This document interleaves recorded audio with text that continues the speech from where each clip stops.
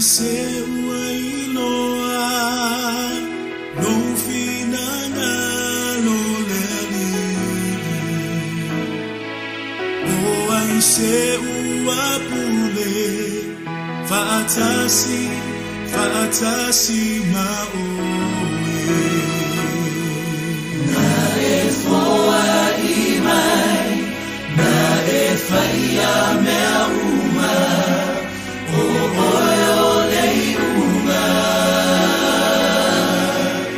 ia viria oe e whaababau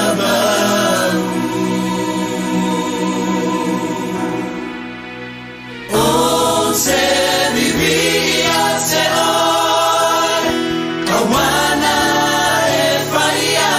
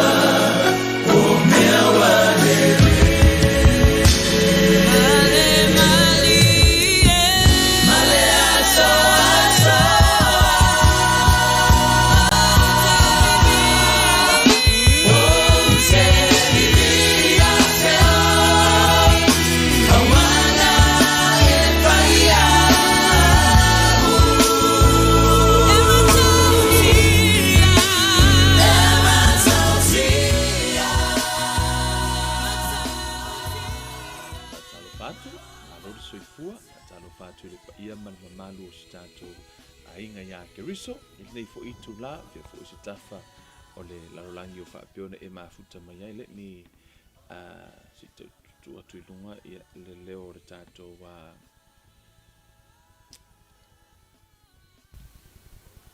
e whai ona maua mai o manino mai ia le tua whaatalo whatuai i le pa ia malu si tātou watunu fia lava se tafa le lalolangi o e mafuta mai whaatalo whatia te autou whaatalo whatu ia tupua lau fali lino fai masasa a solusi o Nora whaatalo whatu fo ia fai manifo ia le ngata i leo le uso ia Leota Junior Scotty alo uso whaatalo whatu fo le uso ia Simi Ama mahalo a mai le taulelo nai Wellington Savili whaatalo whatu fo le tufine ia Alofa ia ina i Hawaii mafuta mai le ngata i leo moia lia Ama mafuta mai I think o Samoa le mafuta mai ai moia lia ia David tui maledi fano talo fatu malo le soifua le toe vao maulalo ia fale upolu ia talo fatu fo I malo lava le soifua ia male to telo I tatou fa peona mafuta mai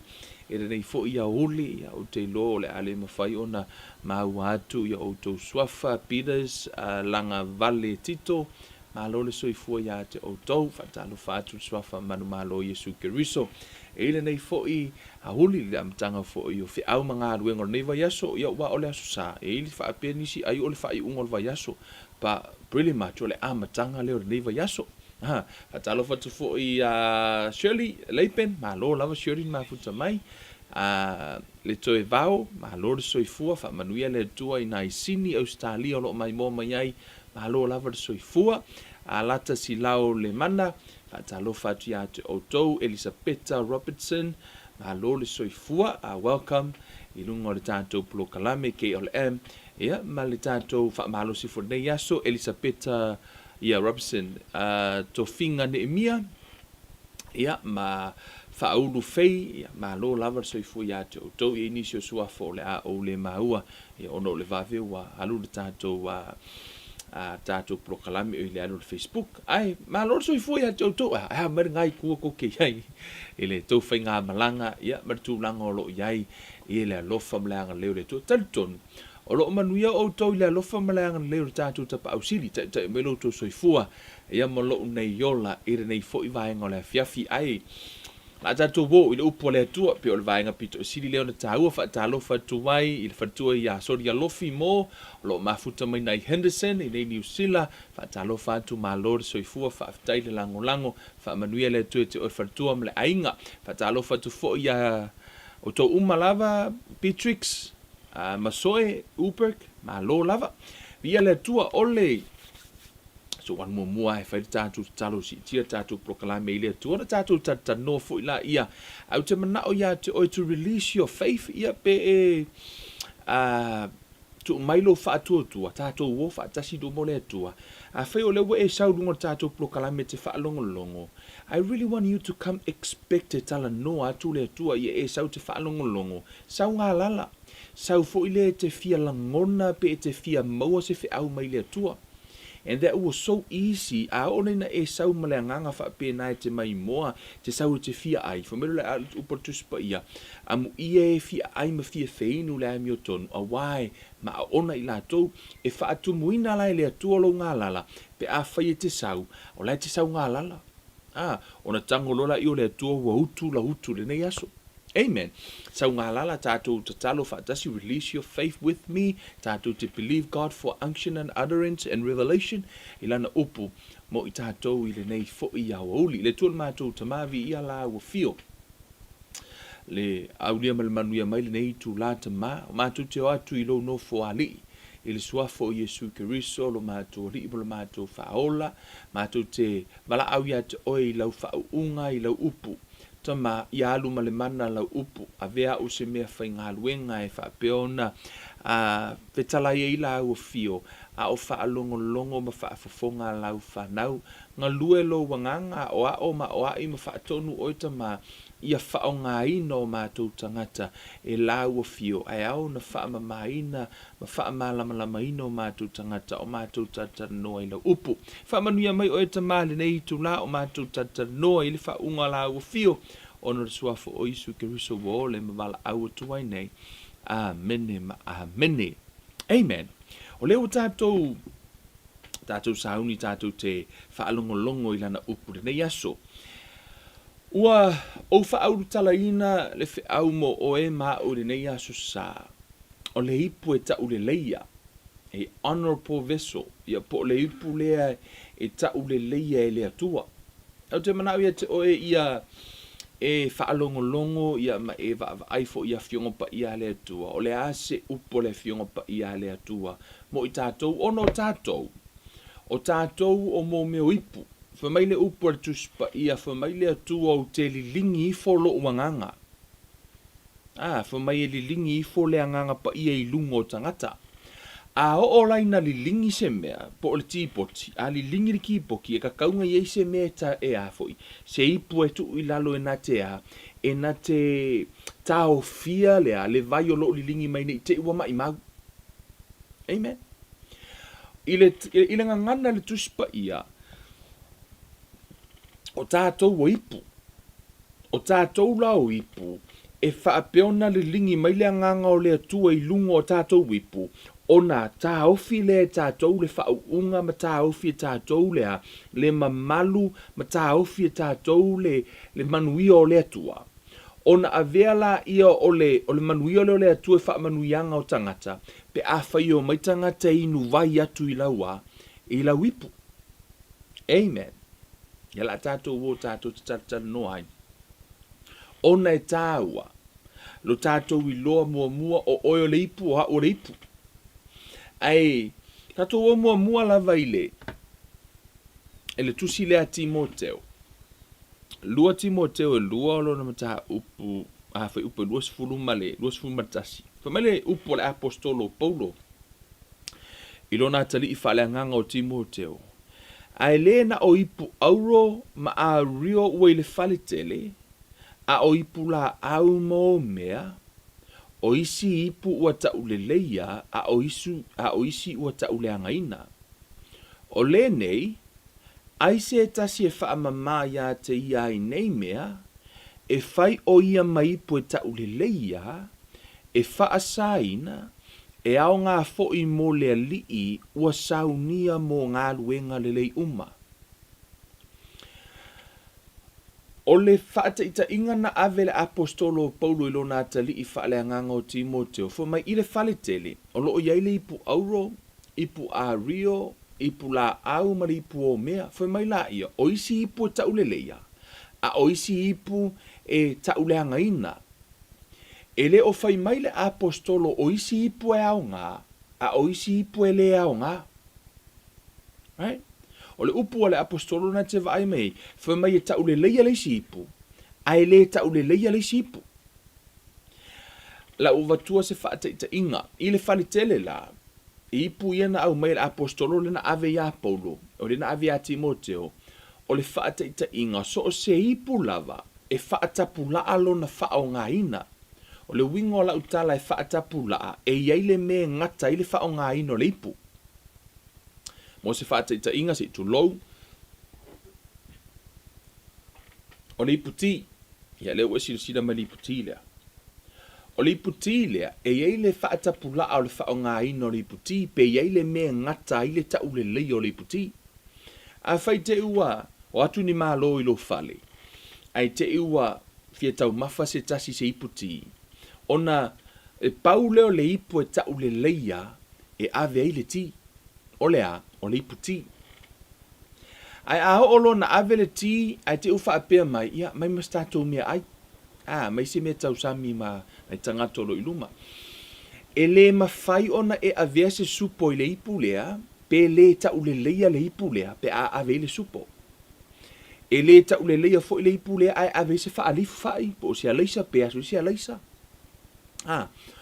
O lona winga, e tauleleia le ipu lea, i le fale tele, e tauleleia pe a ave le ti, ai tauleanga ina pe a whai e asu ai le whaarifu. Lono winga, e iai le me ngata i le wha o ngā ino le ipu lea. E ngata i lea, e ngata i le asu ai o le. I le afo i le lingi o le ti. Whapena fo i la i le supo. Ia a whai te ua fia tau sami le toa ina i le supo pe atu mā lo, ia ave ni mea ai. Ia e au e le mawhai o na lingi le ti ai avatu sea. I se ipu supo. E le tauleleia foi ia se supo, ai vaku se apafango. Ia pe linga ku le ti le apafango, ia po onisi vaenga. E iai lava le mea e tauleleia i le ipu. Ai foi le mea le tauleleia e tauleanga i le ipu. O le whaatusa tusanga lea, na ave le apostolo Paulo ilo na tali i whaale anganga o Timoteo fai mai. I le whale tele, e tele ipu la iai. Ipu aulo, ipu a rio, ma ipu a la au mo mea. Ai whaata pula e iei le mea ngata ilo na wha o ngā ina. Whaata ita inga fo ili pula au le ava. A whai le ava to e ina, ia si tātou tū maanga. O na watu la i o lipu ava. E mamalu lava mata u le leia lipu ava. Pe a wha o ngā asu ina i le ava. Ai a whai le ava ai watu le ipu le asu i le ava. E le tauleleia le ipu a inu le ava. E le matango fie, pe tauleanga ina le ipu lea, ai whai le ava. A whai laua poto le ava o le whailoa inga. Ai le eisi ipu popo, e tau tua e whai vale nā. O le tau valea i o le nā ava. Ai sea, o ne se le ipu lai wha o ngā inu mai ai. Ai o le ipu popo, e ngata whai kua le ava. E le matango fia si popo, ai mai e ingo se koko Samoa, pe mai e whai eise aso ele supo. E matango fia le popo ia, i le whai a ipu, ia po ole, po le tātou ava. I wā, le si wha o ngā ngana le popo, o le whai a ipu, e fo muela i ngā, e iai ale me taulelei, iai le ipu ia. Ai fo le me ngata ilo na tauleleia. E pe o le winga le nā, o le whaataita inga le apostolo Paulo, ilo nā tali, foi mai, Timoteo, e tele i pur whare tele. Ai whaatapu laa pe iei le me ngata ilo na whaonga ina. Ai aila le ipulea, o le ipulea le mana o Paulo, le whai Paulo ia Timoteo, o le ipulea le iei oe, to inga ipulea i oe. Ma o le nau na uta inga fo ilo le apostolo Paulo ilo nā tali i whaaleanga, foi mai, fai upu e lua tasi. O le nei, ai se tasi e whaamama i a te ia ai nei mea, e fai o ia maipu e tauleleia, e whaasaina, e ao ngā fo'i mo le alii, ua saunia mo ngā luenga lelei uma. Amene. E iai la le ipu, e le whaatapu la alo na whaonga ina, pe o le ipu lea e ao ngā matau le leia i ngā luenga umala. Amen. O le ipu lea. Lea lai tau ma whaiti mo ia le apostolo Paulo, e taulo nā tali i whaalea nganga. E iai tangata, ia wa o ipu o tangata, lai tala no o se whaata inga ipu a o tangata, tato o mai lai tala no i tangata, i to tono le e kalesia. O lai e tangata au auna, o lai e tangata e whaonga ina i tono le ekalesia, ia tātou whaonga mo le ekalesia mwhata inga, tātou whaasolo to i tono a inga, mga aluenga, ia maso o se whaiva wa o i, e ei to finga o le analogy le whaonga i e le apostolo, e le o le whaonga ina ia mai ele ata mo tātou, e le ipu le whaonga. E le tala la ale apostolo, i to tono le ekalesia, to o tele tangata o lai ngā lulue. E iei les tangata, ngā o kua al pule la ai lelei ai, a tūtu al pule la, o le ata o le afui, e pei e afui no le mi, o lana ipu e whaonga ina i tu al pule la.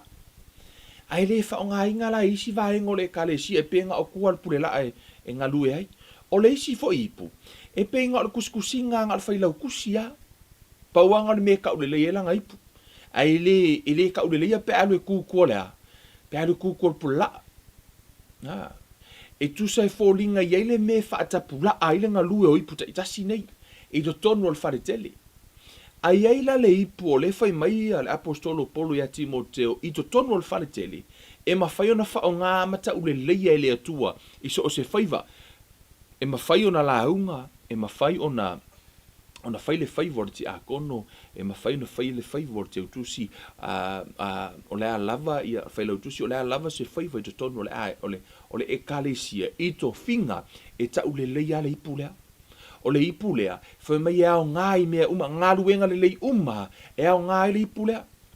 O le ipu lea a alu i to tonu o le ekalesia, e whai ma wha manuianga i le ekalesia, e ta ule leia i to tonu o le ekalesia.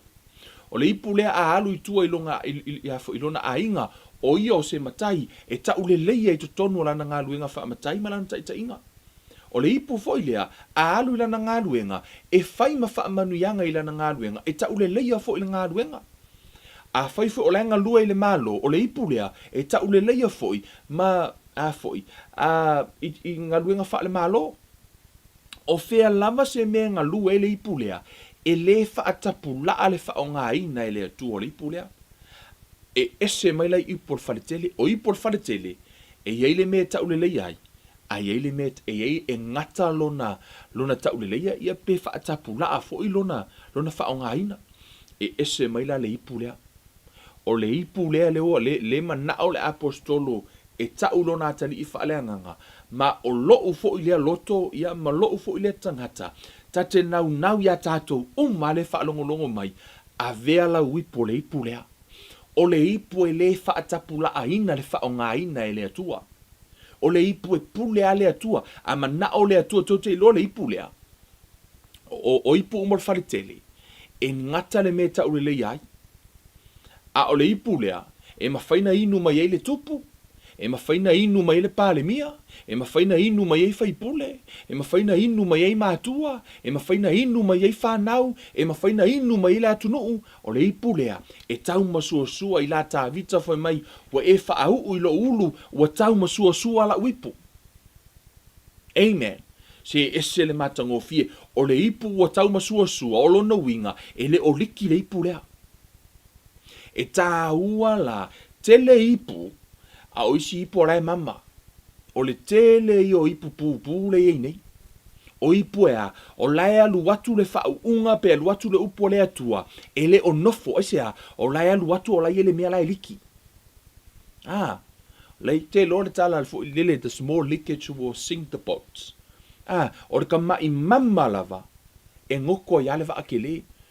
Ke o penga e maka Titanic. Ka se Titanic. As kamai kamai mama le pikolinga ngoko le va ako fa penga.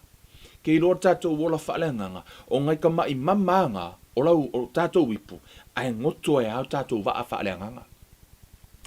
O le ipu le tala no mai pe no amata o le whau unga maleanganga o le atua e lilingi a lilingi la e mana o mia se ipu i lalo e na te tau fia awana i mau me le nai alaina tala noa Yesu manu Yesu le lilingi o le whau unga whai mai e lea o ngā se waina fau i se whangu pa utuwai. Esea, fo mai ali lingi le waina fau le whang pau tuai, o na pāla i o le whang pau, ma masaa mama i mau le waina. Tala noa fo i le whau unga, e lea o ngā le whau unga fau a le atua, e lingi ate oe, pe a fo i o nā lawa e te tū mau le o langa tuai, tū manga tuai, e ma i mau la le waina, e ma i mau le whau unga, e ma i mau e masaa uma le whau unga, e le nofo se whau unga i ate oe. Mai whainga tā fo ilana na whiinu mai tangata, o na e atu tangata i lou vai eli. E leo iei se vai. E sulu atu tangata i ate oe le upo le ola, ai le se upo le ola i ate oe ono lai liki lawa, liki le, po o lai, na se upo whasa mo le liki, o lai mama ia le ipu. E se tasi o le tala no whaalongo ai, one of the testimony, e le tasi o whawhine na alu whaile il whaife au. O lana prayer request, o lona to lua, whamai ke kakalo ai, i lo ko lua, ia sui lo ko lua, ia sau lo ko lua le loko. Ia o atu le kale sia a ko, ki a kongo whaife au, kakalo whaakasi kau le ngor whaife au. O aso a foi, o aso sa uma, o le mana o ngā leo le tina, ta talo mo lo to lua, ta talo, ave ele upa malosi ma kwa ngai al fa unga ile sa malosi fa longo fa finge halu finge no fo la ko fali. 3 years later o la lava ka kalo lava molea mor ka malo ele i sau ka malo ile loko ai mo mulinga ngenga e mamma li por fa fine so se taimi lava o le alu atu le fa fine le lotu alu ave lono to lua e tatalo e luatu le lotu. A umana whaalongo le fine le upu le loko. E koe saudu whinge alu la u ma mesi o a umangi me o kupu kongo le kalesia o kala o pai o la fai. E alu fai uma kala o kangako le kalesia i rongo o lua. E fōringa mai o le sau i au mai i whaalongo i le upu tupu whaatuatua. Ai alu atu le fale toi antu uma lava ngā ruenga le na te whai o lai mama le ipu. Alu atu toi whaalea o ngā ina uma lava tālu sanga ma mea na whaia ma le whaau unga o lau alu atu o le alu atu toi mui i o tangato le ekalesia mui o le whaife au mea le ngā warefia sau warka malo i le loko. Sea, o lai whaalongo a le whawhine ia i le upu malosi alu atu i o e le o tutusa la lea o le maua le upu mautu atu lana utu le ekalesia ai mama kwa inunga le awala. E alua kur keminga, ele ai mase me nofo. Ele mawhai fo i lao na inu mai le tamaloa i seipo ono le upore tusi, foi mai e whaama maina le talitonu i le talitonu. Pe atu mai i le wafa ale unu ngā lii, foi mai a whai no nofo le talitonu ma le talitonu, foi mai polu no nofo pea, ona e whaama maina ele tangata talitonu le tangata le talitonu. O le toa i ngā tūlanga na e tatauna i ele keis lea. Ai le o mawhai o na whaama maina le tama ele tina, ma lo na whaolaina o ngolai mamalana o la whaaleanganga. E le o nofo le upo le atua, e le o nofo le whaauunga o ngolai pupu. Tasi leo whaafita hauli o lo whaapeo na tūla i pea, ma waaia pea, ma whainga tai lava na whaonga e le atua, ia tātou. Amen. Let's, talk to ourselves. Tātou lava. Tātou te mana o aua nei, o le naurau ta ingo le apostolo Paulo, aua nei whaatapu la aina le whao ngā ino o ele atua, pe o ipo le wharetele, e eile me ngata ilo na whao ngā ina. E eile me tauleleia ai, e eile me ngata ilo na tauleleia. A o le ipu lei lalo ifo, foi mai, e ao ngā mō ngā luenga lelei uma. Si tātou toi whaitaula, foi mai, o le nei, ai se tasi e whaamama I a te ia ai nei mea. Let me read the English translation. But you, Timothy, must not see your life and ministry this way. Your life and ministry must not be disgraced, for you are to be a pure container of Christ and dedicated to the honorable purposes of your master. Prepare for every good work that he gives you to do. O le to ai ngā veso lea, e au ngā ruenga uma e le iaise me e whaatapula aina ai. Lona whao ngā ina. Ona whai mai la I o le upo apostolo I le whai upo lusfulua. Fo mai, Timoteo, ia e sola ese I tuina nau o taulelea. Ia e tau sisi I le ami o tonu ma le whaatuotua, ma le alofa, a toa ma le filemu, whaatasi mai lātou o e wala au I le alii ai le loto mama. O le criteria la o le whaonga ino o oe le atua I so o se whaiva, ma so o se tofi. O le a, o le wha mama ina. O e wha sa ina oe, ma whaonga ina oe. O te iloa aina maua mai e le apostolo Paulo, who knows wa o te iloa wa o tusi o whenginga tuaina, sa study ai ia mawhaitau e le apostolo Paulo. O te iloa aina taule o le au mai e le apostolo Paulo le ata ia Iosefa. Ono Iosefa o tangata na alo ese mai mata moe ese mai pealu ese mai tuina naunga o taulelea. O Iosefa o le ipu. Amen. Tato tu, let's put it this way. O Iosefa o le ipu. Ino ua tofia e le atua Iosefa ma tapena ina e le atua. Whamele tala le tuspa ia na ai tatu tele ioina il tala ia Iosefa. Let me take you here first. Ina ia tato mai se tala lea mai le e peru rom ta upe lima. I think verse 8. Ole fai upe valu. O loo tala nord fai upe valu ia Yesu Keriso fai mai e ui lava o ia o le alo a o mea sa tinga ai o ia na o a oina ai o ia usitai. Amene. E iai le au wala e fufulu ai e le atua lana whanau ma foi. Ma fai e le atua lana whanau ina ia ato atoa. Ona lelei ona luma. Fai mai, but even though he was a wonderful son, he learned to listen and obey through all his suffering. E iai le me safai ia le whanau a le atua. A o ina e whaamamaina i le atua. Ma o ina ila na whanau ia usitai. E tutupu me I lo o langa, ai o ina na o whaingata ma ti ngā ma toftofonga, ai o le fufulunga le na o le atua la na whanau, o le awala le ngā le atua e fufulu ila na whanau, so o se tangata lava I tutonu o tuspa ia te wa ai e whaonga ina e le atua. Let me tell you something. O le tele o tangata te whaitau ai, o le lato whainga malanga, e a e vang, e ifo, e a e maunga ifo I vanu. E tele lu I tau ma whaingata na whiangai mai la dou. Tato wo au mai la le tala ia Iosefa e whai ma whaata inga o le ipu na whaonga ina e le atua. Amen. Whai mai la I o le tala. Ina ua whaali e le atua le miti ia Iosefa, alu Iosefa whaamatala I ona uso. Na amata inosia Iosefa e ona uso. Amata inosia mai lava I to tonu o lona ainga. Inosia e lona ainga ma lona auso aves kama kongi kongo le lua. Ona whaatau la ia, le au mitiana.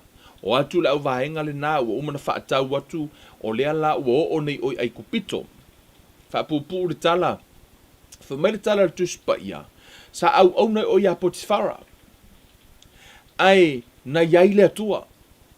Ai lu aku ka mai au nga. Foi mai le tala le tuspa ia. Foi mai na va e ha kama o ia nga va ia umanga le fale o Potifara. E lu aku le fale o Potifara o ia le au na. Ai la tu tauleleia i tonu le a foi. Na tauleleia Iosefa i tonu le a. Tonu le fale o Potifara. Ngama kua i kauleleia har kama o ia na va ia umanga mea uma. Pauale me le i va ia e foi. Ele i o ile pule Iosefa o le to o lua Potifara. Ele i va ia e a o mea umalava sa iaila na pule. Na tauleleia ia pena a faalo alongia fo Iosefa. Ina ua au na o ia Potifara. To te loe te fiu su e tono tuspa ia se mea na faapea ai na sa ko mumu Iosefa. Ele ko mumu va kasir kamale. Ina ua fau e fafine le to lua Potifara le melea. Fa mai la yo le upu fo mai wala ku le fafinge le kango ku le ofur kamalo. O le wa watu to lua Potifara. La tu e fia mo moe mantama. Ai kango ku ai ka mo e ko inga. Ka mo e se mai tu na ngo taulelea. E peo se ata tele na o na fo itu tonu fuana maua mai e paulo le tala le fai ata vita. Ale le fai lo na tari i fale anganga. Ia eta mo e se mai tu ina ngo taulelea. Ona fo i o Iosefo le ipu.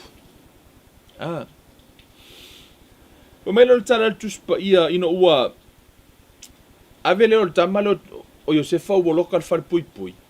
Ai lo aku foi. E tauleleia fo le kama i kongo le fale pui pui. Foi mai walo fangia o ia le pule le fale pui pui.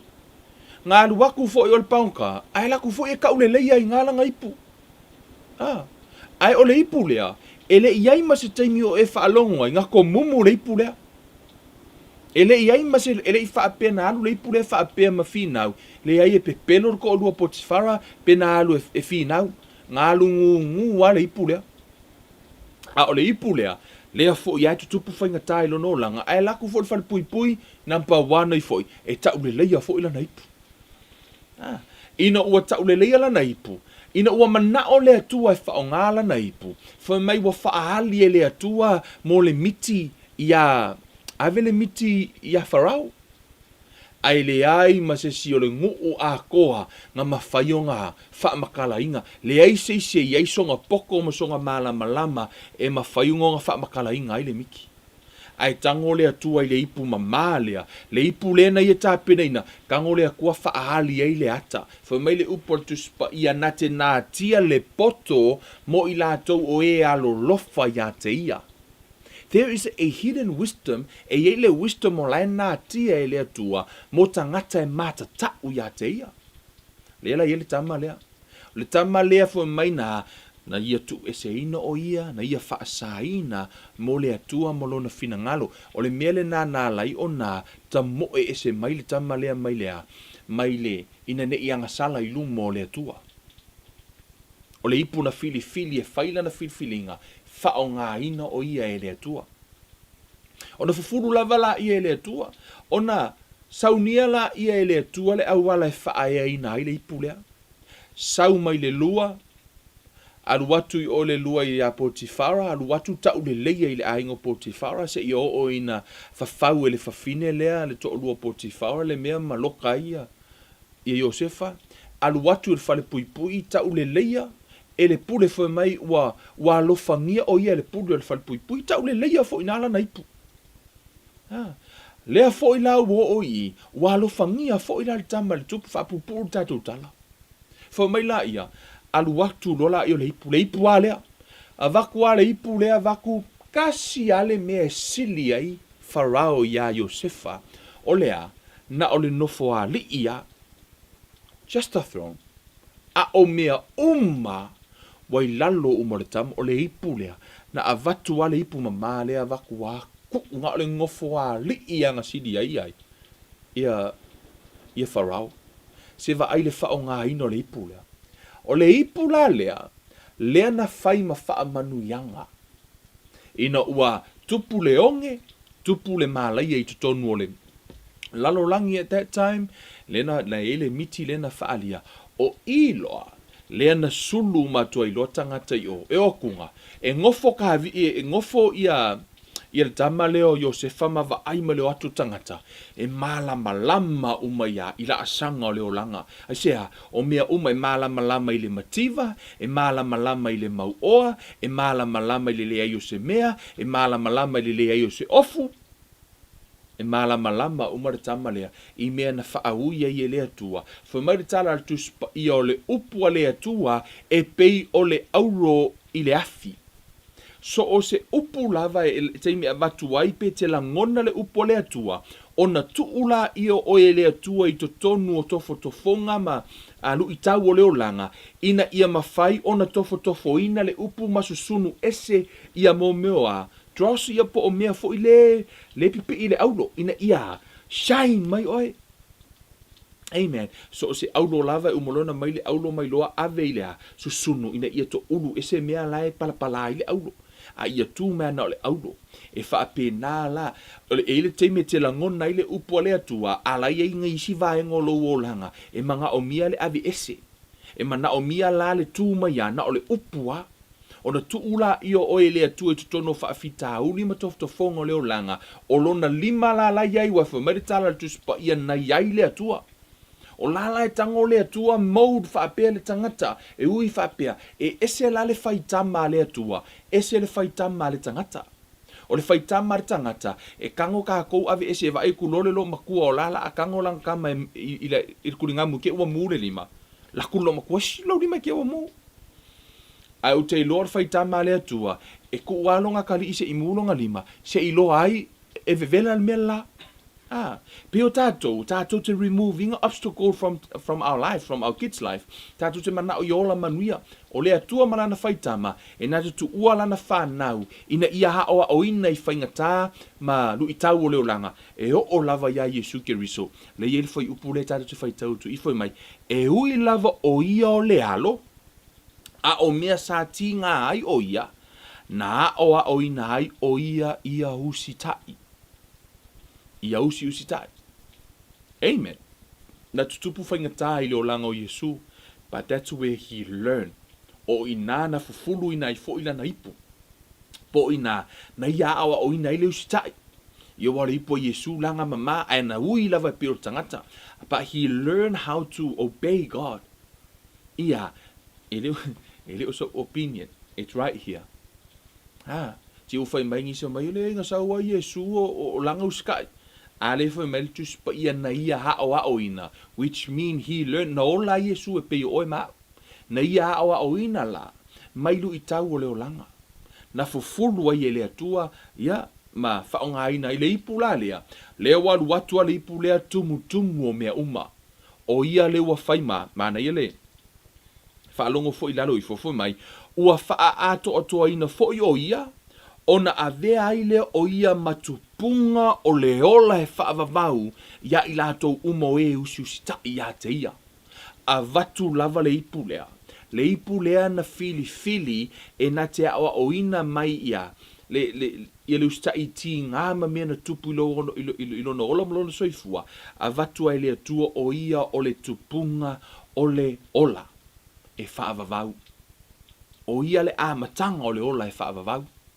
Ia, o le tupu anga lea po le tupunga lea o le ola e whaavavau, mai le ipu lea. O tono le tusia Ioane nai tala no ai, wha mai o tū lai Yesu, wha mai ina ua whetalai Yesu ma whaapea tunga o ai se fia inu. Amen. Wha mai whetalai ngā Yesu, o ai se fia inu, i nā sawia ia tau, e inu ai. Wha mai, o ai se fia inu, i nā sawia ia tau, e inu ai le vai o le ola. O Yesu la iei le vai o le ola fo mai la ia. O i latou uma fo o e whaatuatua ia te ia. Fo mai ea, e puna mai le vai tafe i to tonu ia te i latou. Fo mai, everyone who believes in him, out of their belly, will flow rivers of life. E iei le vai olo na i to tonu ia te oe, e puna mai. Amen. Alu atu Yesu i lungo le vai. I le vai eli, o la i le fafine sa Maria. Fafine na latu e utu vai. Na latu la ia nofo i lungo le vai eli na faia e ona tua ia ma sa whaapiona eli ina foi. E unga ta mau o Israelu. Ona latu la i o Yesu. Latu la i o Yesu wa nofo i lunga o le vai eli. Ia e maua mai. O leo alu watu le vai eli whaaleanganga. Alu watu nofo i lunga o le vai eli whaale tino. O lea lai o atu latu le whawhine lea latu e inu mai le vai eli whaale tino. Alaua sau Yesu ma lea ma le vai eli o i o le vai eli whaaleanganga. O ia inu mai ei tangata i lana ipu. Fa mai la yo wala au atu Yesu le whawhine lea. A mai se i asu me asa tawai. Ai fa mai finge lea. Ngai ke loa le whewea ia me asa maari. Ama yuka yo. Mai leo whetalai ngā Yesu. Se inu mana vai to fie inu. O le inu le vai o te avatua. E le to e fie inu o ia o mai le whaavavau. Glory. Fa mai o lea e inu le vai o te avatua. E le to e fie inu o ia. Se ia afo e o mai le whaavavau. Faliu lo marfinge fai mai. Au mai la le vai nga ia awangi o koe sau kingu vai. E ai ai fee. O le tātou wola nā le tātou te ola nei. E tātou te ai i le atua, a o le kākou aisi e i le atua. Mai mau pe anga kukusa le ai ma le afoi, le lafoi le aisi le akua ma le matamau i le atua. Pe a fai mai le atua i lo 5 minute a spend mai ia tutusa la le a, ia lo avenga o lo taimi le nā i le atua, ma lo nau e te aisi i le atua. Ia tutusa le a, ia lo nau ia maua mese me i le atua, ma lo nau ia foa i le taimi i le atua ma whaonga, o le afo i lo oa ma lo tamau a inga, ia e tautua i le atua, ma i maula pe ana tutusa, o tātou la le mai mua mai, ngai se kia kākoua, ngai kusa kusa rako ngau le akua marko ele o sili le piko le Amen. O lea lai tala no atu spaya i. Amen. La tu la i ole whawhine lea. Ina ua whaila i a Yesu. Whamwhatu loe la i ole o Yesu i le whine lea. Umana tala noa ma Yesu. O na anu la i ole whawhine lea i le nu. Whamara tala le tu spaya. Walu whawhine lea tala i le nu. Fo i mai lola i o tangata o mai wo ya Yesu. O whaalongo ya Yesu. To e fo i tu lofa i tangata i o atu loko e whai le whawhinge lea. Wha mai waai. Mo mako karikongu i lau kala. Ele onga we e whai mai e. Wai le ima si karikongu i ko i ngā whawhinge ngi. Wha mai ai ele ona we e whai mai ai. Ai na mātou whaalongo e ha mātou ia. E se le maanga i o ko i ngā whaalongo lea. O lo tali tonu ya Yesu, ona te rei whaalongo e ya Kevin, ai o nganga e halua o ia whai kaula kuspa ia o ia saola, o le kongu i, e koe saula fo mai Kevin, lewa o karikongu, e le o nganga e whai mai ai ngo o whai kaua ia uia, na tala noa ma ia lea tua, ma whaatumu lava i lea tua la utu. Amen. O le ipu la lea tauleleia po le ipu e whaonga ina e lea tua, o le ipu e auana i whaatapu la aina lo na whaonga ina po o le ipu e le aise me ngata ilo na whaonga ina. O le alai nau i le apostolo Paulo.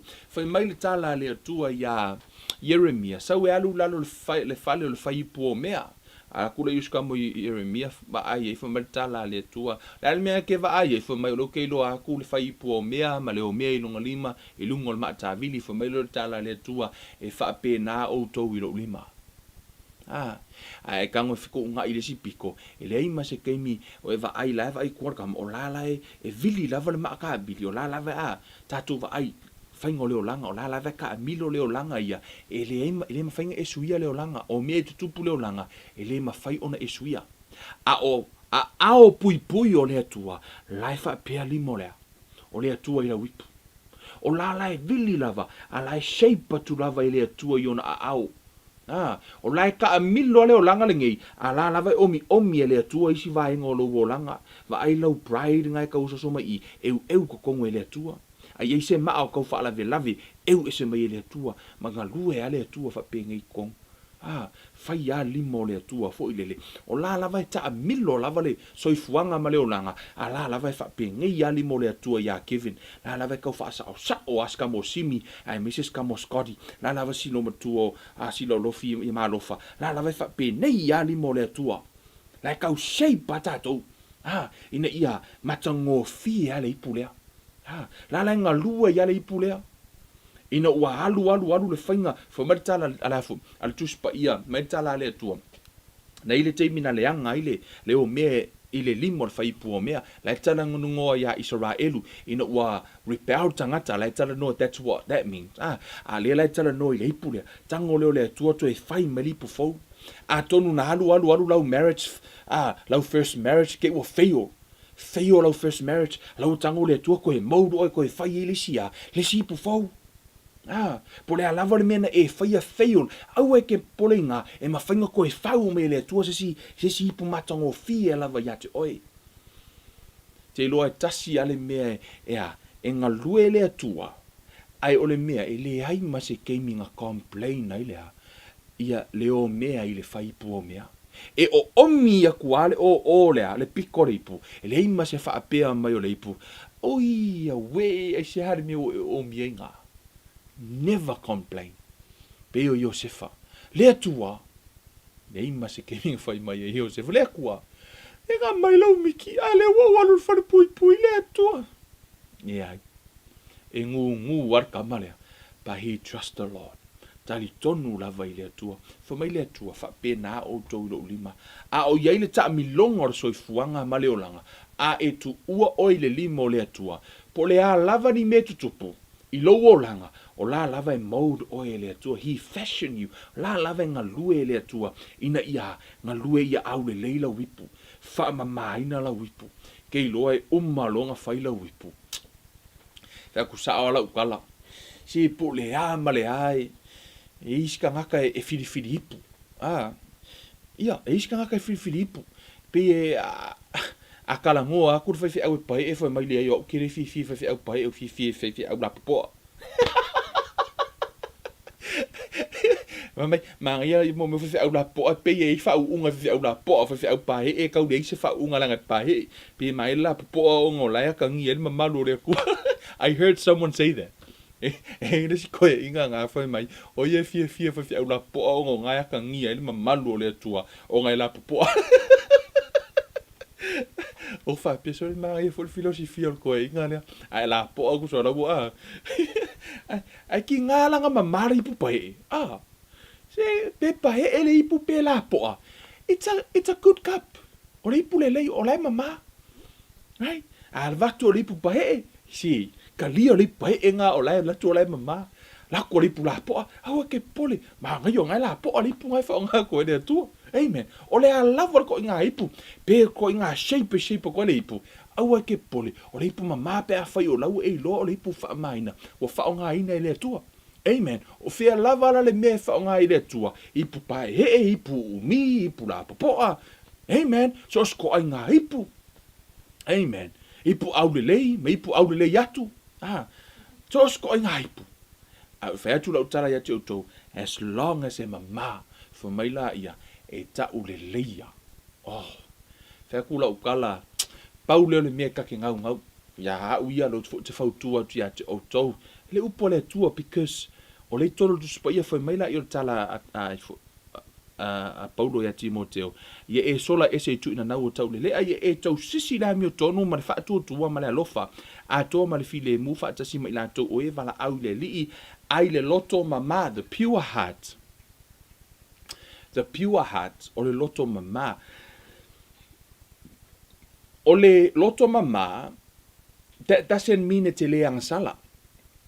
I le fa pion mama o lo loto ona ele ang sala ile ya no woto va ia vita the Bible says for my wo mo le tanga te tu salo no loto ma le tua tusa the man after God's own heart ai o vita na ang sala e ile te mi ka nga makwa ika le tua ya ka vika manga minga fai kele ang sala ka vika fai du mo le tua ala fa mel tu spa ia mama le loto pia no fai atu e le fa pea o le mama afo o le wingo le upu mama o le loto that doesn't mean te le anga sala ai ia e loa fa ma walalo ia e loa o le mea le ta ua ta vita o le tangata e after ile afo ile loto le tua po tangata tu solo no loto ma le tua o le ipo tama le o saulo le na fili mua o le ipu le na e le tofi na tofi e le tua ta u le ela na ipu ai ua saula na ipu alu faile ngā ruenga i le mele tauleleia i luma o le atua.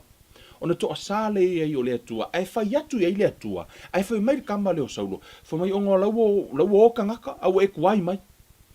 Tango tu wa i Samuelu, tu wa i matangata. Ai na te lei tua ia lona, lon e lei faa maua lalo i lumo le tua wa ia faia le mese. Fa pena umara mena tupu ia atamu ma eva i le amatanga le nature lea, le faa maua lunga lea. Le ipu lena mai mua lava e le atua, ina ua anga sala atamu ma eva, anga sala atamu, fai atu le atua atamu le ale mewa e fai mai, o le fafina na e au maia. Tu wa i le atua, o oe ona le aikianga mai le fafinge, ma le fafinge, e le o au. Fifani ua tu le atua ia eva, le ale mewa e fai mai, o le ngata na faa se mai a te au. Tu wa i fo le ngata. Le fo e fai atu ia Saulo, o le ale mea ua e fai mai o tangata, ma ua e kuai mai li Samuel. O kaurora i e fai, e le ilo repent, e le ilo faa maua lalo. E le ilo faa maua lalo o ia wanga sala. Tātou te le mana o mia, we don't need to justify before the Lord, we need to repent. E le mana o mia lo tau mawhai te whai lea tua o oe sao, ai se pai mala whai, ma ngā o mia lo tātou faa maua lalo. Ona fai mai la ia, God resists the proud, he give grace to the humble. Ina wanga sala tā vita, o atu le tala ia tā vita, o ia wanga sala fo mai tā vita, ia i lunga ia te au lau wha masinonga, malungo lau a inga. Fo mai ia lunga ia te ia le wha masinonga. He know fo mai, ua o wanga sala i o luma. Fo mai ia, he admit o ia wanga sala. Fo mai la ia, God give grace on the whaamangalo lea e lea tua. Te loa, if you learn to apologize, vai aso len ke ngi makala ngoe Malaysia wo ngar ku la fali. Ke loa ka wole ngoko ke loa. Fa mai le kala la wo ngai ki. Fa mai ke loa me se le fai ngi e. Iko kongor ku mala ngu fa Samoa. E le fa ko ese se kamalo i lon ko loa. O fa so le mo kwa e fa vale aso. Na Fakso ke fai nga me le nga wala inga ave vesi a inga ko inga ka ko nga fa mai ile ku mala nga fa Samoa ele fa ko ese se kam a fo se kamalo i lon ko lo fakso or ko inga fa valvale le o nei le a to inga ma fa pe ele o nga tusa se ele o se mele anga lo say sorry for fa ko ese now be honest ele o se mele anga. Mena fa matala tu spa ia e ala ina la vea o tātou wang sala. O ia tātou te talo. Ma tātou le mauai. O na manatu i fo lava le tamaia. O ia ele fa ko ese isesi. O ia lava ya. Kele yo au mea se. Kele yo mea ki se ai. Fa ko ese ele o ese akua. Yeah. Ele o ese atua. O oe le tangata ola. Yes, o oe le uru. Apologize. Fai oe mawhaate ta inga, awa se, ia waka se. Fa ngalo ma ia, fa maulalo, no e se. E si kemi nga fo e kakeloa waka se lo kolua. O ka whaakali ala ia se kilo ka hata, okay, sorry baby. O me kakeloa la waka se. But that's where you know for lili. Amen. Hallelujah. And this came you fa o lai le unu ngale i lai maka fa kasi mari kemi er fo mai fa longo o mera fo mai kemi. O ya nga ki se kere ka ka apologize. Ku lua mea nga. Ya leo tal no atu. Amen. Se tato mo le se kele ko ilalo ai pe a e fa to ese ma e fa maulalo ai mai se lava mai mea uma au ke manga o ya ki oi ia e lo fa to ese le tua pa o ese fa manga lo ile tua fa ia e aski le tua fa manga lo oi ia e mo wale nganga ia maulalo lo roto talo ile tua fa manga lo oi ia o se mo leanga. O se si foi ngola kala foi mo fa mangalo ile tua. No, ia e talo ile tua fa mangalo oi. Na, ia fa piona fa mamaina oi. Ina ia ve oi mai pu ia. Kama le ipu lea. Ko nga ipu le lo ke nga wai. Le ipu le karai. O le wansa e mama ika ma wha mama inga. Se a saua le akua Kevin ke mga o ia ki oi ke whaia le upu lea. Ke mga o ia e kalangoa ke ngaka lea. Ke mga o ia ki oi ke kalangoa ia Samoa. Ke mga o ia ki oi ke kalangoa se whea kula ukala. O loka au ngō fia i e whai. Pau wari meka ke whaakari ai lea tua wha mama pulia o le wha o ngā hina. Laku le si aso ngā alae o ange whamalika ke mingi o whakso. So hale fufuru mama le toilet. Fufuru mama mei langa le lao mai ka ngaka. Ka ke luaku i kuai o ka ke ko anga lava se itu lau. E fufuru le whale le tā ua. Pe awa tutangata i fo il mātou maftanga. Ai ka sau fo ile si piko o le lava le mea se ka ule leia ka ika i vaenga uma o le nau ta inga. And I want all of us tato uma ia ka ule leia o ilau ngā ruenga, ka ule leia o ilau ainga, a ka ukulo ngofo i mai si o si makai le ngā sori. Ese le whai mea le lei o le nā tangata. Ese le ngā lue o le nā au auna. A ka uaku oi po o fia lava le mea ka uaku i lau ngoa, whai mai o le ka uia, ese winga o ngā kama. Ai le anga le ka uaku lo le ngofo mai, o ia we. Se whai aku, o le ngā ainga ako. Nge ia ngā o efa mai ia o le ainga ko a efa penga. Ia tau le leia la wipu. Fa mai le tala Paulo e lona tali i whale nganga o Timoteo. Ai le na o ipu auro ma a rio we le whale tele. A o ipu la au mo mea. O isi ua tau le leia a o isi ua tau le angaina. Ole nei, a ise e tasi e wha mama ia te ia i nei mea. E whai o ia mai pu e tau le leia e wha saina e au ngā fōi mo le li o sau nia mo ngā ruenga le lei e le wha tapula aina le wha o ngā ina e ngā o ngā i mea lava e mastai e honorable le ipulea so o se mea family a inga nu e kalesia le malo o fia lava ka u le leia i le ipulea e le ngakala o le ipula e le ngakaya e mamafafo. Amen. Koe mamā matutonu mai ei ipu, o le kelo ipu, e au le lei fafo. Ai o le palapala i o tutonu. Se ia au le lei fafo, koe au le lei fo i matutonu. Au le lei, o i fo i la isi ipu, so le e au le lei tutonu. So le e palapala fafo. Se fai mawali fo le pasi. Fai fo i ma keu fa au le lei, ia au le lei tutonu, ala fo i selu le ulu ma au le lei fo i. La fo i teu fa le atangia mai le au le lei o tutonu, le au le lei o fafu. Amen. Ia, ata tu le tari o le atua, e au le lei uma mea uma wewa ele au le lei o fai la uma.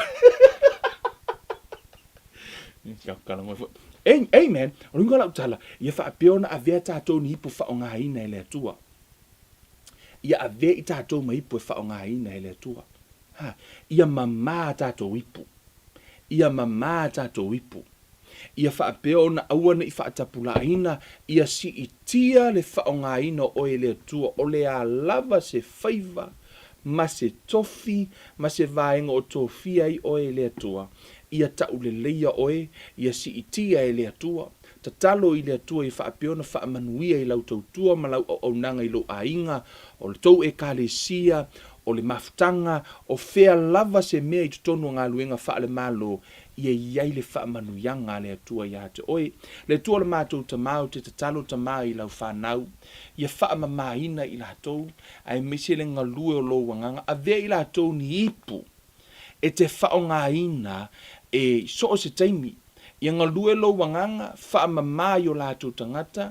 Ia whaia i lātou se whiriwhiringa. E tu e se ina i lātou ma whaasaina. Ina ia awana i whaatapula aina le whaongaina o i lātou. A ia si i tia le tūlanga o lo whaongaina o i lātou. I se isi la asanga i lunga atu. Te talo ta mā, ia i lātou umalawa wa maua le awa noa e whaalongolongo ai le nei tūla. Ia whaapiona ia i le ngalue o lo wanganga ma lau whaunga o lau whaamanuyanga. Whaafo i le vi inga ia te oe ta mā mātou te whaamaula lalo i o luma. O mātou o tangata anga sala ma le ato atoa i le toto Yesu Keriso. Whaamamā ma whaamangalo ai o mātou tangata. Mātou te whaia, ia lo mātou ola au auna i la o fio ma le ava, ma le matau ia te oe. Lo mātou, tua whaafo i livi inga ia te oe, i le nei tu la ono sua fo o Yesu Keriso wo ole ma vanga au tuai nei. Amene ma amene. A whai o iei se isi o whaapeona mafuta mai le nei tū lana te whiatalia ina Iesu a vea mali ma whaola I lo wola ma lo soifu o te le mana o tu le ava noa e alu. Ai o se ava noa a whai te mana o whaonga ina la wipu o se ipu a o lilingi mai le whao unga le atua a vea la wipu o se ipu ea e tau fia le mamalu ma le whao unga ina ia mawhai o na inu mai tangata I la wipu. Out of your belly flow rivers of life. E le teime te tala noa tuai e sau le ola ia te oe o na fia whaalongo longo tangata o e tala noa tea o la e puna mai le ola. E le o puna mai e se oti. A whaite mana o fia whaonga ina o e le atua a veo se isi e mauai le ola, ma mauai le ola e whaavavau ai puna mai a te oe le manuia e ala mai a Iesu Keriso. Te mana ia te oe te whaata I te mai upo te talo nei, le tuola mātou te mā, wa o whaalongo I lau upu, wa o I loa, e le eise me ta ua mi o tonua ia o iau luma. Ai o te whaamau wa lalo le nei tu la, ma o whaape atu, o a o le tangata anga sala, wa o I loa, o a o le tangata anga sala, wa na o le toto Iesu Keriso, e ma mama mangalo ai, wa o tau tino I lo ngutu, ma wa o talitonu I lo loto, wa e whaatuina mai, Iesu Keriso mai na ie uoti. Wa o filifili ai le nei tu la, o te talia ai o ia, e a vea maalii ma whaaola I lo una iola. Te talo I la ua fio a vea la una ipu, ia whaamamaina e la ua fio la uipu, ina ia mawhai o na feinu mai ai, o lo ainga, o la u whanau, o la u ngā ruenga. Fea lava se meo te ngalue ai, ia mawhai o na e wha o ngā ina la uipu, e au noa ma le whaatapu la aina. Ia e a whaonga ina lo nei tangata o te ofo ina atu ai lo nei yola ia te oe. Iesu Keriso mo o talia ina ai oe. E a vea maalii ma whaaola I lo nei yola. Ono le suafo o Iesu Keriso o wole ma vala awa tuai nei. Amene ma amene. Ia whaamanu ina le suafo le tua a whaina e whaia le nā tatalo I le whaatua tua. Welcome I le family of God. I le ainga o le atua, ia sumtala mai a au, te tono le ainga o Keriso, ia whaatasi maisi a uso, tātou umalavo le tino Keriso, ia e a mata so o se savalinga whaale anganga, e a mata mai le whanau mua I le anganga, wai le mwhaina e savalia te le I whanau, so o le lala a mata lau savalinga whaale anganga. Amen. Whaafitai wa maua le ava noa, e te talia ina ai, Iesu e a vea maali ma whaaola I lo soifua. O le afa peona te talo I le atua le nei vai aso a vea la wipo se ipo e whao ngā ina mo ia malona fina. Ngano te ia tu lau tu soifua. Ia malona iola I se aso mua I le tātou a onga tu supa ia le aso lua. O lo tātou tala noa I le te talo. Ia manisi o vaianga te talo. Ia ui eilo nei loto. E wha peona wha asoa fo ia le ipu ina I mawhai o na wha mamahina tātou ipu. A wale atua malona fina. Ngano wha manuia le atua mai lo nei tangato Kevin Uluiva. Alofa tele mo oe whaasoifua ia.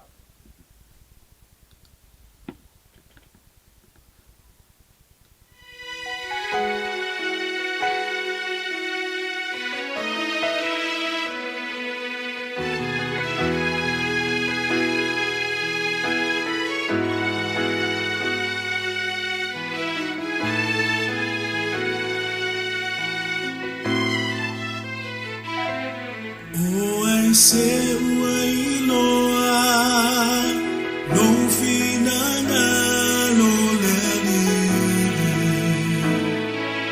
o ai se ua pule fatasi ma oe